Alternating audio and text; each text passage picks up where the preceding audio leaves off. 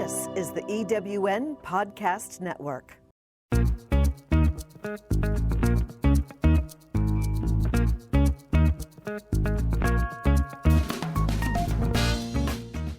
Welcome to Late Boomers, our podcast guide to creating your third act with style, power, and impact. Hi, I'm Kathy Worthington. And I'm Mary Elkins. Join us as we bring you conversations with successful entrepreneurs, entertainers, and people with vision who are making a difference in the world.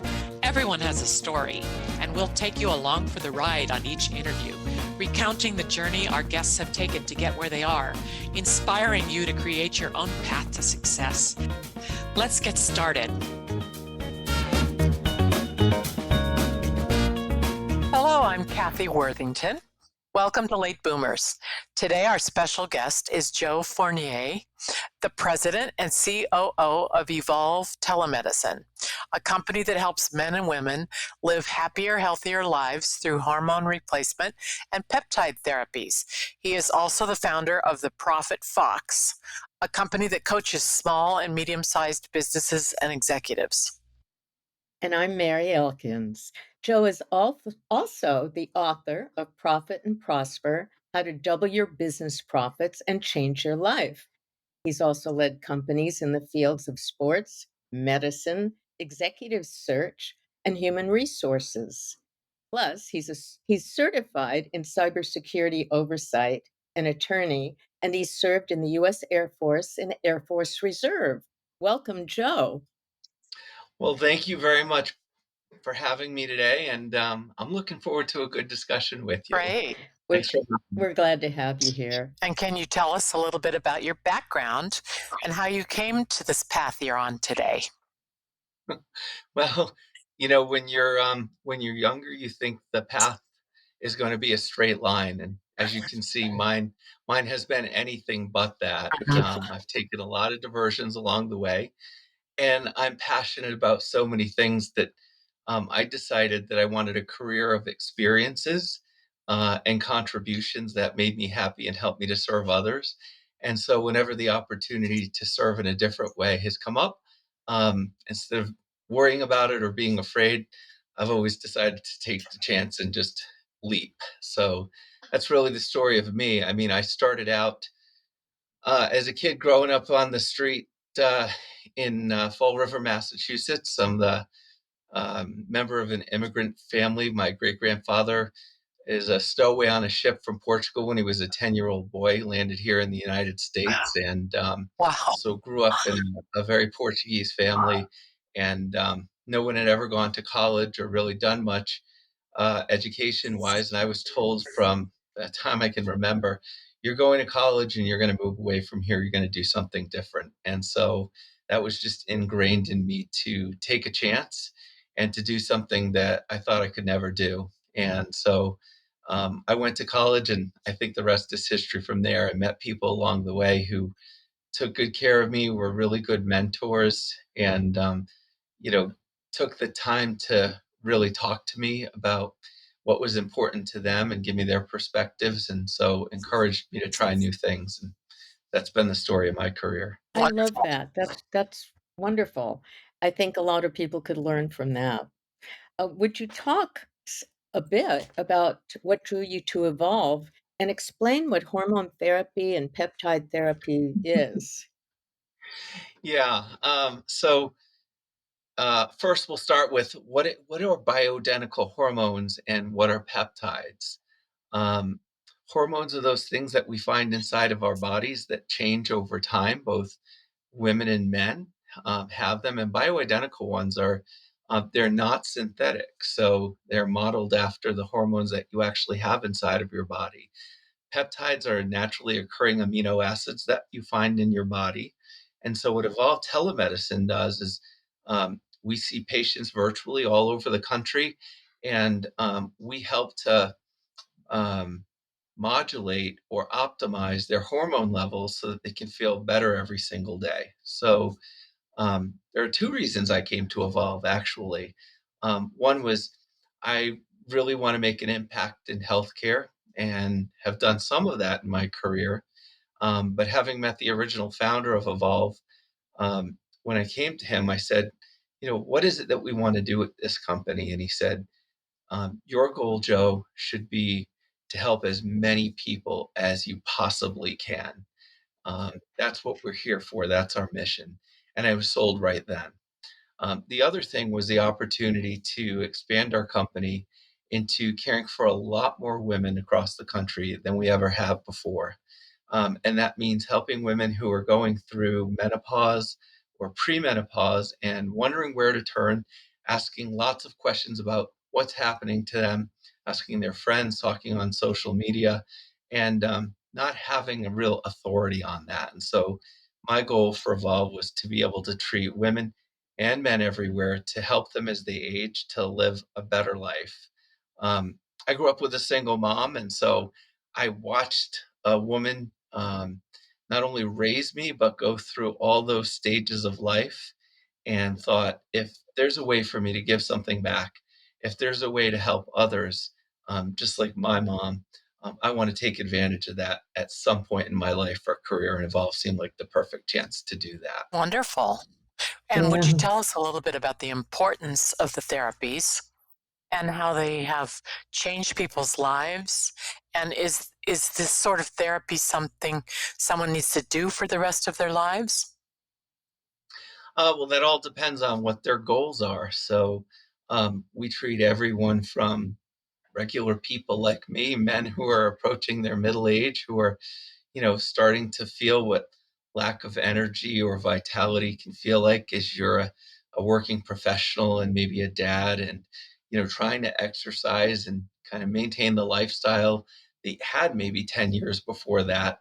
And so there are people like me, and there are professional athletes who come to us, men and women in uniform, or women who are just experience changes that go along with their lives. And maybe that's partly the aging process, or they've had chronic injuries, or something that they want to treat with peptides. So we treat people across the board from all walks of life, whether it's from, they want to lose weight and improve their lifestyle. Um, they want to work out and see some results that they haven't seen historically or that they used to when they're younger. They've had chronic injuries and they need help with injury repair or anti-aging, or thyroid insufficiency. And so what we do is we, as I said earlier, optimize their hormone levels to a place where they were when they were at their healthiest in their life, keep them healthy as they age. And so some people do it continuously the rest of their lives, right? Yeah, some do, and some come for a very specific purpose and at a specific time, and they see results. And do For you have example, examples that the therapies can prolong life? I don't know about prolonging life. I certainly hope for, but it can hope for that at some point. But certainly prolong the quality of a person's life. Absolutely. Mhm. I was talking to a patient of ours who he's in his mid 40s and had a terrible ACL injury and Oh, thought he would never recover from it, never walk properly, never play sports again. And through one of our peptide therapies that regenerates muscle and tendons and ligaments, it saw does? rapid improvement, and now is out back playing sports and telling that story through testimonials. So That's it's one of good. those where people get these results they never thought they could achieve in their life, and they come to us and are excited to tell us about And it. can I So ask you one can little avoid surgeries that way. I want to ask one little piece of that too. Does usually medical insurance cover these kind of things? Sometimes it does, and sometimes it doesn't. My company is completely self-pay, so we don't bill insurance companies. Mhm. People often use their FSAs or their HSAs, and they come to us because um, primary care physicians are generally not trained in hormone replacement therapy. Mhm. So you might go to your internist or for a woman, her gynecologist, and they'll say, your labs look completely normal. This is just part of aging. And people are feeling miserable or they don't feel like themselves. And so they start to look for alternatives and they find us. Mhm. And they come to us with high expectations and then get our treatments and tell us just how it's been so life changing for them it's really, from their perspective, an investment in their health and their future. So, it's kind of interesting that people have these healthcare experiences they come to us with, and we provide them a very different experience. And so, they actually want to pay for things out of pocket because they see results. Mhm. Did the man with the ACL injury, was he able to avoid a surgical, shall I say, investment in that respect? Yeah, he hasn't had surgery. He's just a lot healthier than he was before. So Great. it's been an amazing experience Sounds for good. him. Yeah. Wow, that's wonderful. I might be a candidate. Who knows? Please tell us a little bit about some of your other businesses, and tell us your goals that you have, and that people can attain if they sign up for your coaching business, the Profit Foxx.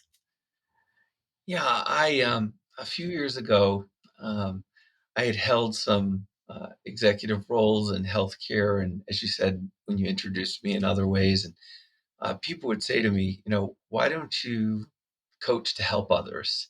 And I thought, nobody really wants to hear what I have to say. Um, I had started or led the formation of an executive coaching program at the University of Michigan Health System years ago and decided to get certified myself. So I felt like I had some background and had coached folks along the way, but never thought anybody would pay me for that. I used to do it on a volunteer basis. Um, but then around the time that we all experienced COVID, I started to think of ways where I could help businesses that were going through hard times, that weren't seeing the kind of profitability that they were historically, or that they were facing new challenges and they had to transform or innovate to meet them. And thought maybe there's a way for me to contribute here. And so founded a company I called the Profit Foxx, a way of ferreting out profits in a shrewd way or a very specific way for others, and doing executive coaching to help people be the very best leaders and versions of themselves they can. And I take a handful of clients here and there. I'm pretty selective because I do run Evolve Telemedicine, but it's some of the most gratifying work to do because it's not about you. It's about giving something to somebody else by offering tools and techniques and approaches to helping them maximize their strengths and improve on their weaknesses. And it's the same thing with a business.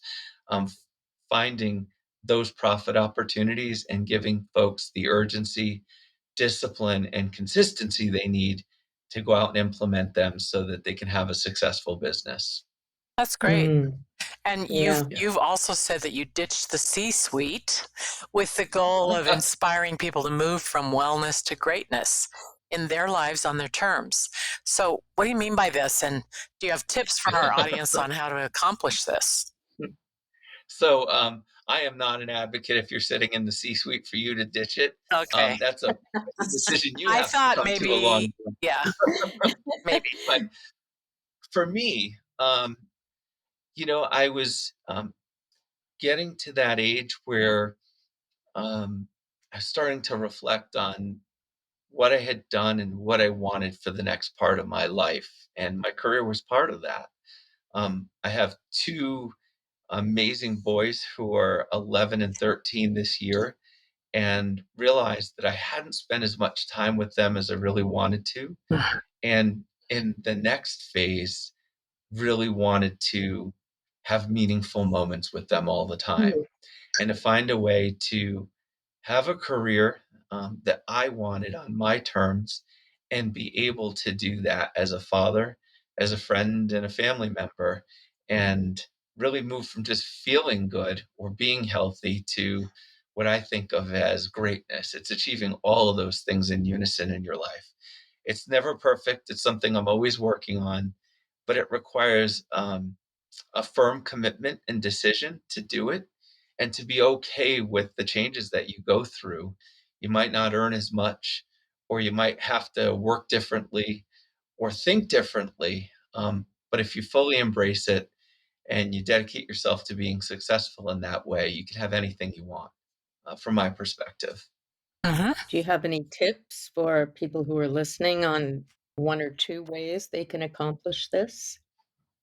Mm, well, I can tell you what I've learned, Yeah, and maybe some questions people should ask themselves. So, um, for me, it's about celebrating every day. Um, talk a lot about gratitude.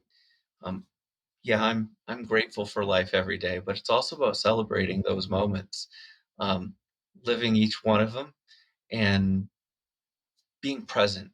Um, always thinking about things. Um, I've learned that you have to be open to opportunities even when you're not ready for them. So many times we tell ourselves, I can't do this. It's not the right time. Maybe just a year from now, or if this falls into place, or I'm afraid. But being open to opportunities and taking that chance, you surprise yourself. You can do things you never thought you could, if you just open your mind to opportunities. Um, for me, it's okay if people come and go from your life. People will come and go, and they'll create experiences for you or be there at critical moments, and then you might not see them again. And for me, it's about knowing that those moments meant something and that people come into your life for a reason. I think I something I talk believe to my that. kids about all the time, kindness is always, always, always, always will be the right answer, even when it doesn't feel like it in the moment sometimes. You can always lean back on that and know that you did the right thing, that you always made the right choice. I think working on being a better person every day is something that I've learned. It takes a lot of work, to look at yourself and see all of your weaknesses, but know that you can improve by working on yourself just a little bit every single day.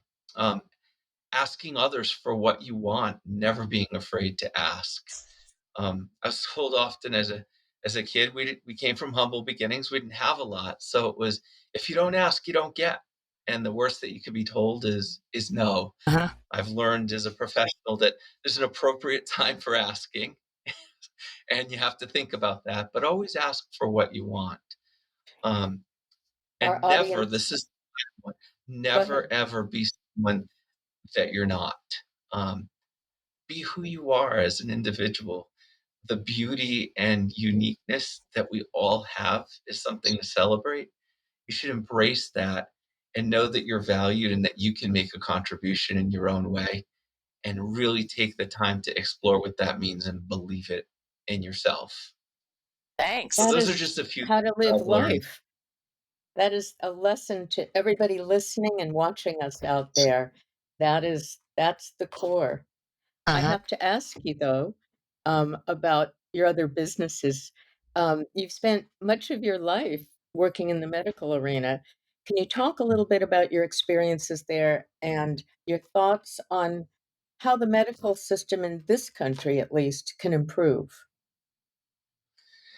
Um, yeah, it's been a long journey. I mean, I started in the early 2000s in healthcare, and I've held different roles, as a chief people officer, as legal counsel, helping with continuous improvement work in organizations.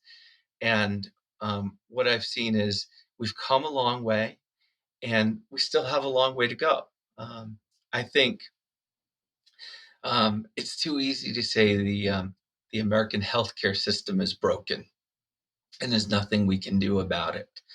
From my perspective, it's going to take sweeping change to reform healthcare in the United States and keep people healthy, not just treat them when they're sick. Mhm. So early on, when I started in healthcare, even growing up, it was about going to the doctor when you're sick or going to the hospital when you're really sick.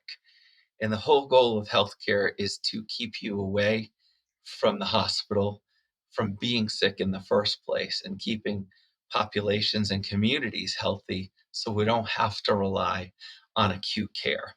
Um, Unfortunately, the payment mechanisms that govern healthcare have changed, but have not changed enough to support community and Mhm. population health. So we have to continue to align the way people are paid or providers are paid for healthcare with the way the healthcare delivery system works. And finally, an area that I'm extremely passionate about, we have to change people's mindsets around healthcare. And that goes for me to our physicians and nurse practitioners and other caregivers, to the administrators that run organizations. We all have to be rowing in the same direction and know that it's going to take a village, a nation of believers to make a huge change. So, from my perspective, this is hearts and minds, and it's also money. Mhm. Well, how does the individual change from thinking exactly as you mentioned, going from if you don't feel well, you go to the doctor, and if you're really sick, you go to the hospital, and hopefully you have insurance. How does the individual change that mindset? Yeah, I think as hey, we're all patients, caregivers, family members at some point in our life. So we've all had experiences with the health system. I think what you can do as an individual is try to be well every day. And I mean that as physically and mentally, and do what you can to keep yourself healthy and seek out treatment when appropriate. But there's so much you can do that is not offered by the healthcare system today. I mean, for those of us who have chronic conditions or need the treatment from a health professional or medical professional, we should always seek that out. Um, but asking questions about what we can do as individuals to keep ourselves healthy in between those doctor visits or needing to go, I think is critical. And that's some of the work that we do here at Evolve, which is we partner with physicians. We're not here to tell anyone that the treatment they're getting from their primary care doctor or one of their specialists isn't helping them. We're here to supplement them by providing hormone therapies. So that's one way people stay healthier and achieve total well being. Hmm. Great. Bravo. I Yeah. wanted to ask you about a different subject. You hold a certificate in cybersecurity oversight. Tell our listeners what that means and what should we as Americans, as well as people living in other countries, be thinking about when it comes to the internet and social media. Yeah, well, a certificate in cybersecurity oversight is nothing too special. It's a cybersecurity certificate for board directors, which means as part of your responsibility as a member of a board that helps to govern an organization, I can think through those issues with their leadership teams to help them govern their organizations better by providing a perspective on cybersecurity oversight. Um, and that really means everything from protection of information to actual network security. And so, from my standpoint, for everyone out there listening or watching today, think about your information and where it goes, and think about how accessible it is to others, to other countries, to businesses, and do everything you can to recognize that cybersecurity is critical both for companies and for individuals. So, you've heard a lot of discussion around TikTok and what's happening. Mhm. The government's thinking about maybe banning it here in the United States. I heard last week that the Montana legislature has actually taken some proactive steps to do that in their state. And a lot of that discussion is around information security and who has access to information. So as Mhm. Americans, as citizens, as individuals, every time we put our information somewhere, whether it goes through social media or a credit card or you give it to a company, that company has a duty to protect your information. And yet there are so many threats out there to the information they hold and that you give. So just being cognizant of the fact that you should make sure that you secure your personal information and make sure companies that you do business with or that you trust do the same for you. It's a tall order. It is a tall It's a order, huge order, and I think it's going to take up a lot of the discussion in this country in the future. Mhm. Information yeah, has always uh, been power, but the way it flows now, and the way we share information has just grown exponentially and will continue to do that over the coming years. And I expect that we'll talk a lot more about this. Hmm. Yeah. Are all the social media platforms virtually alike in that respect? Is TikTok any different than, say, Facebook or Instagram or you know, any of the others? Yeah, I think each one of them is focused on information security, and there are teams of people who are thinking about this and trying to take proactive steps to secure information and make it safe for people to share their information and share their experiences in life. But there's always lots and lots of room for improvement, and that's something they're just going to have to continue to focus on more and more. um, what information they have, how is it stored, who has access to it, and how does it move around. So these are all things that they're doing, but they're just going to have to do even better at as we go forward. Yeah, we all are. Um, well, on another topic, please tell our audience about your book, Profit and Prosper: How to Double Your Business Profits and Change Your Life. It's just a little book that I give out to business owners and others who are interested in some simple steps on how they can increase their profitability through everything from lead generation to operating more efficiently as a business.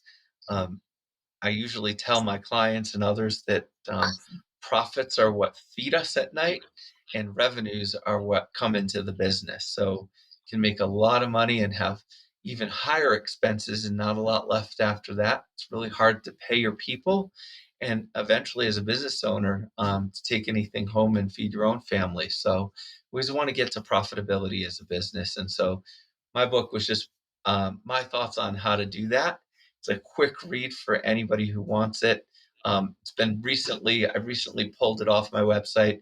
I'm doing a rewrite of it. It'll be back up again shortly with a new edition of it. Oh, Some things I've been thinking about over the past few months and want to improve on that. So I'll get it back up as soon as possible. that's great.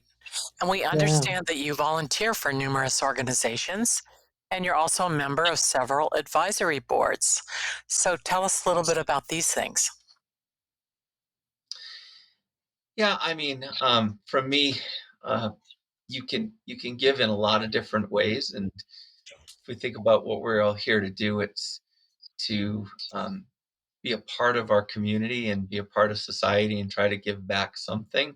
And so, in my small way, this is my attempt to do it using some things that I'm good at. So, I'm passionate about education. I'm passionate about my kids' education. And so, one of the most important ones for me is chairing what's called the School Community Council here in the state of Utah, where I am, where we have a responsibility to administer certain funds to the schools and talk a lot about how education is delivered in the course of doing that. And so I feel like we're really able to make an impact by not just talking about how education is delivered, giving recommendations on how to do that. And really, where the rubber meets the road is how we're going to allocate funds to do that. And so, Uh, something I'm extremely, extremely passionate about.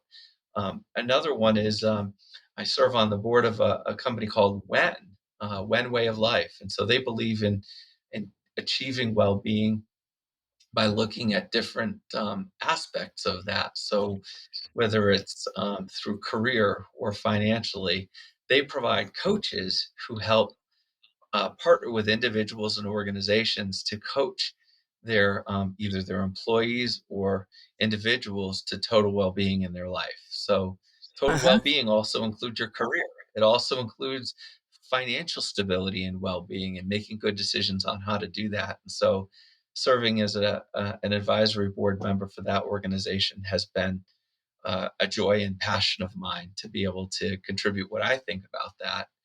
um, Another one is with the company that I used to lead, Invenius Partners, an executive search firm out of Chicago focused in the healthcare industry. I chair that advisory board. And that one's really important to me because it's about, um, finding the right talent to lead organizations in the future. And when I think about business, um, businesses are made up of people making decisions and contributing all day, trying to help others in their own way, depending on their mission. And so, matching talented leaders with organizations so they can lead them to be successful and support their employees and their customers is is critical. It's something that's really important to me. So giving back and helping to shape the future of executive search, at least at that company, has meaning to me. Nice. Yeah, What do you look most for in an executive to lead a company? yeah. That's changed over the years. Says a lot of things now. Unfortunately, the list grows longer because the responsibilities of a leader do too. And so it used to be often people were talked about in terms of being action oriented and innovative and decisive. And now I think it's about looking at behaviors, a person's ability to put people in an organization first and act with compassion, being able to lead transformation, which means not just directing an organization, but winning the minds and hearts of people. So those softer skills that someone has to hold. Being inclusive and recognizing the power of diversity in organization in all its forms. Um, it's a huge differentiator for successful organizations and being someone who not only is a true believer, but knows how to lead an organization on that journey, I think is a critical leadership skill. So that list just grows and grows. And it's all because, in my opinion, leaders are here to serve first and foremost, not to tell people what to do, um, but to serve the organization and its people so they can be the very best versions of themselves, so they can live that mission every day and set the example. That to me is a tall order. And I know we all have that power in us as leaders, no matter where we stand or sit. It's just finding the right match for the right organization, in my opinion. Uh-huh. That will lead to a kinder, gentler world, I hope. I certainly You hope so. We could all use that. It's I'm smiling a lot and I'm talking about all the positives. Um, every organization has its warts. Um, Uh-huh. Business is tough. The world we live in is tough. But I think collectively, if we focus on the good and continue to be optimists while recognizing how tough things are, we can make an impact. Goes back to what I was saying in the beginning. Kindness is always the answer. Taking the high road is the thing to do. It's a way to live and a way to run a business, from my perspective. Uh-huh. Yeah. You this has been so interesting for me because your life has been spread out in so many areas. You are really a busy man, and I know that you love being outdoors with your family and spending time with your boys. How do you find time for all of it? It's just being deliberate about how you spend your time and what's important, and and having a really good routine. I mean, like everyone else in the world, we're all busy people, and so I think it's just being intentional about what matters most to you. And so for me, it's about my family, my personal relationships, giving back through leading an organization, making sure I have time for my physical health and mental health and well being, and being fairly structured about it so that I make the time every single day or as part of my week to do that. And every one of us can do it. It just takes work and a commitment to doing it. I think that's the hardest part is making the commitment and being very consistent about it and putting in the effort every single day. If you do it, you can have it all. Um, stop making excuses. Just go after it and you show yourself that it's possible. Thank you. That's very good. And what would you like our listeners to have as their main takeaway today? I think don't be afraid to try new things. Take those chances that you've always wanted to take. You have this life to live in a beautiful world full of opportunities. And the only thing that's holding you from those is you. You can read 100 stories about others who have done it. The question to ask yourself is, when are you going to do it? And the only thing holding you back is you.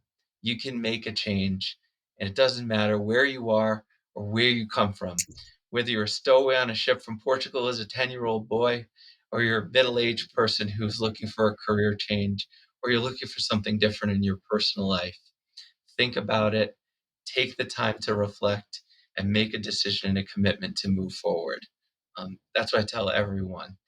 You have the power inside of you. And for me, I'm a I'm a devout Christian. I believe that power comes through God and is bestowed on me. I know that my faith guides me every single day. So whatever that is for you, you should look to it and be the change. I love that. Thank you so much, Joe. My Our guest pleasure. I today, love this. thank you. Yeah. Our Okay. guest today on Late Boomers has been Joe Fournier, President and COO of Evolve Telemedicine, founder of the Profit Foxx, author of Profit and Prosper: How to Double Your Business Profits and Change Your Life, business leader, volunteer, and a man whose energy and passion for what he does and believes extends to others to whom he has helped live happier. Thank you so much, Joe. We appreciate your being here. And people Thank you. can, Thank you. and also you can reach Joe via his email at Joseph.fournier@evolvetelemed.com. Thank you again. And we want to remind our Thank you both. listeners to watch our podcasts on video now on our new YouTube channel, Late Boomers Podcasts, and to please subscribe. And if you prefer just the audio, please subscribe on your favorite podcast platform so you don't miss our weekly episodes. Please follow us on on Instagram at Late Boomers, and at I am Kathy Worthington, and at I am Mary Elkins. We hope that our episode today has informed and inspired you to walk with your dreams and live your happiest, healthiest, most vigorous, and successful life. Thank you again, Joe.